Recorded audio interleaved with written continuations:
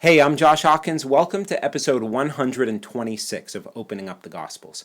In episode 125, we looked at the events in the morning of Thursday of Passion Week, when Jesus asked Peter and John to go into Jerusalem to prepare the Passover. The lamb likely would have been purchased on Wednesday by Judas, and Peter and John had to take it into the temple with thousands and thousands of other worshippers to be sacrificed by the priests in the manner prescribed by the law. Surely thoughts of Jesus' death must have been heavy on their hearts, even if they still didn't completely understand what he had said to them. Now, we finished the last episode with Jesus and the other 10 arriving to the upper room of what some say was the house of John Mark in Jerusalem. There isn't much in the way of biblical evidence for this, but tradition holds that it was the same house that Peter came back to after the angel freed him from prison in Acts chapter 12. Today, a shrine exists in Mount Zion in Jerusalem, which is supposedly the site of the Last Supper. Though there might be some merit historically, we can't say definitively that this was the location.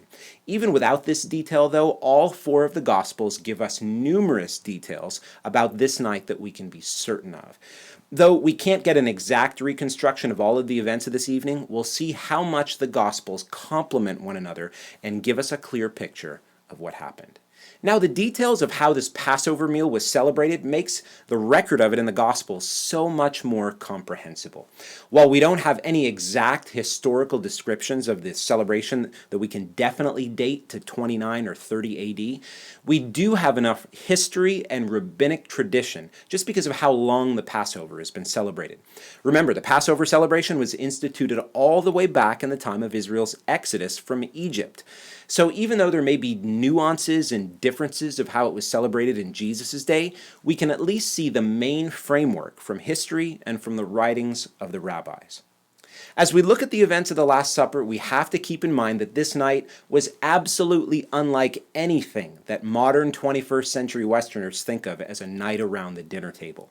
We have to put aside our concept of a 45-minute meal in our home or even a feast or a wedding celebration, and we have to think very differently. Jesus and the 12 would have been around the table together for hours for a meal that consisted of many stages.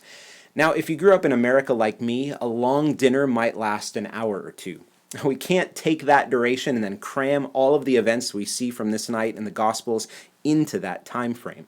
We have to totally change our perspective and realize that this meal took place in many stages and there was much liturgy and tradition associated with it.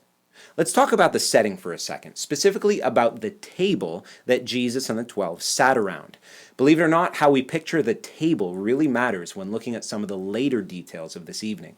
The table would have been much lower to the ground than our modern ideas of a dinner table. Sometimes the table was even hung from the ceiling with chains or ropes. Now, pillows or cushions would have surrounded the table, and Jesus and the 12 would have reclined on those cushions with their head toward the table, leaning on their left arm and keeping their right hand free for eating. One of the ends of the table would have been used for dishes and food, which means that Jesus and the 12 would have been reclining around it in the shape of a horseshoe. Can you picture that? I think there are just so many misconceptions we have when we approach this scene specifically. Leonardo da Vinci's famous painting from the late 15th century doesn't really help clear up any of those misunderstandings either. Jesus was not a Caucasian sitting in a chair with the 12 flanking him on his left and on his right. Seriously, that's not even close to what happened on this night. Again, we should picture the table perhaps like a rectangle sitting low to the ground where the 12 would be reclining on pillows around it, resting on their left elbow. Likely the seating was not perfectly symmetrical either due to the fact that there were 3 sides of the table free and 13 people around it. So again, get that Da Vinci painting out of your mind. All right, so let's get back to this scene. As the 10 arrived with Jesus and met Peter and John in the upper room, one of the first things on their mind was where each of them would be seated. It's not like Jesus just sat in the middle or at the head of the table and then everyone picked a random spot. Everything in ancient Judaism was honor-based, even as some Middle Eastern cultures are today. So as they came in, the question was, who would occupy the place of honor? The order of the seating would determine who had the most honor. This should remind us of something we've already looked at back in episode 96, where Jesus told the story in Luke 14 of a man who came into a wedding and sat at the place of honor and then was asked to move to a lower place after another guest came in. He was humiliated because he was asked to move and thus dishonored in front of all the other guests. So there Jesus encouraged his hearers to take the lowest place in humility, not the place of honor. Now we'll see in a little bit how one specific disciple of Jesus must have taken those words to heart. So back to the scene. As the 10 arrived with Jesus, Luke 22 tells us that a dispute arose among them as to who was the greatest. In other words, who should occupy the place of honor. So let's read starting in Luke 22, verse 24.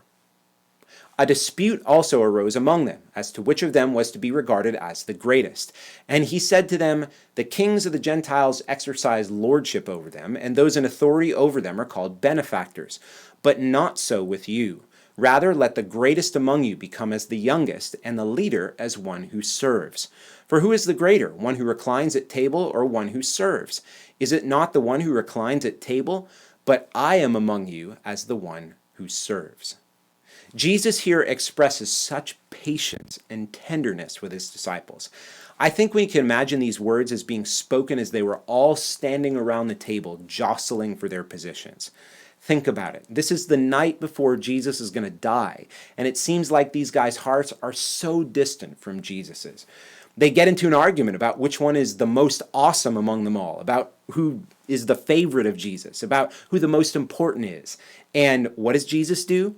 He tenderly teaches them once again as to what true greatness looks like: humility and lowliness. That's what will characterize his future kingdom and what the Jewish people will embody on that day as examples to the rest of the nations. Now, notice what Jesus says. Let the leader be as one who serves. And then he says, I am among you as the one who serves. Mark those words. Just keep them in your mind, and you'll see what they transition to in this scene. Jesus continues in Luke 22. You are those who have stayed with me in my trials, and I assign to you, as my Father assigned to me, a kingdom, that you may eat and drink at my table in my kingdom and sit on thrones, judging the 12 tribes of Israel. The disciples would indeed be great, not in this age, but in the age to come, as they would be given positions of authority over the 12 tribes of Israel. Not because they would be evil dictators or prideful emperors, but because they would be humble servants in the future kingdom of God. Because just as Jesus would endure the crucible of suffering, so too they would share in that fellowship with him. Oh, this is just stunning. I can only imagine what they must have thought about after Jesus had risen and ascended back to the heavens. But even before then, there were some in the upper room who had heard and took Jesus' words to heart in the moment. And one that we know about for sure is Peter.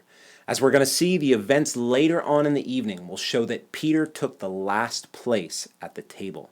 So look at the seating arrangement here. Remember, table places are honor-based. This could have been the first time that Jesus was the head or the master or the leader of the prayers at the Passover meal. And we know that the places of honor would be to the right and to the left of the head or the master, with the people on the left and right being the places of honor. The least important would take positions at the other end of the table. So, as I mentioned, Peter takes the last place at the table. John takes the position to the right of Jesus, and Judas, the one who betrays him, takes the place of honor at the left of Jesus.